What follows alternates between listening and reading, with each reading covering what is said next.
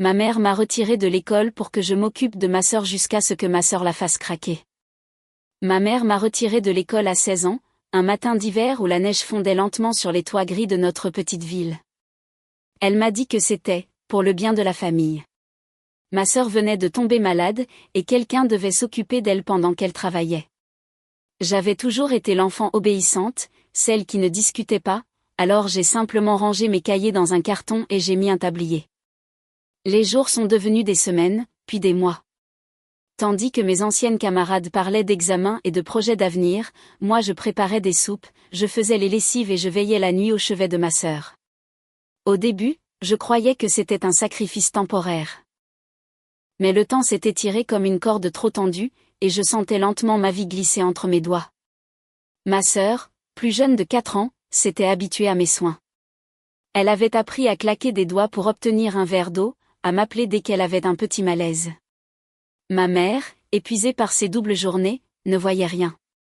Elle disait que nous formions une équipe, que j'étais forte. Mais au fond, j'étais invisible. Un soir, tout a basculé. Ma mère est rentrée plus tôt que d'habitude.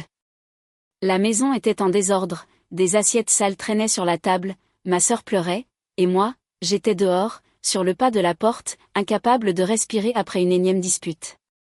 Je l'ai vue entrer, voir le chaos, et entendre ma sœur lui reprocher, d'une voix sèche, de « ne jamais être là ».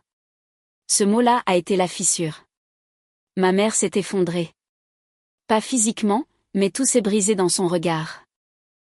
Ce soir-là, elle n'a rien dit, mais le lendemain, elle m'a laissé dormir tard. Puis le surlendemain.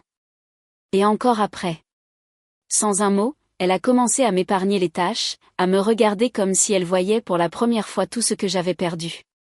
Quelques semaines plus tard, elle m'a réinscrite à l'école du soir. Je n'étais plus la même. J'avais appris la fatigue, le silence et la résilience. Ma sœur allait mieux, et moi, je retrouvais lentement le goût des choses simples, lire, écrire, rêver. Parfois, quand je repasse devant notre ancienne maison, je me revois, les mains dans l'eau froide du lavabo, le cœur serré. J'ai compris que le dévouement ne doit pas effacer une vie. Ce jour-là, ce n'est pas seulement ma mère qui a craqué, c'est toute notre histoire qui s'est fissurée, pour laisser enfin passer un peu de lumière.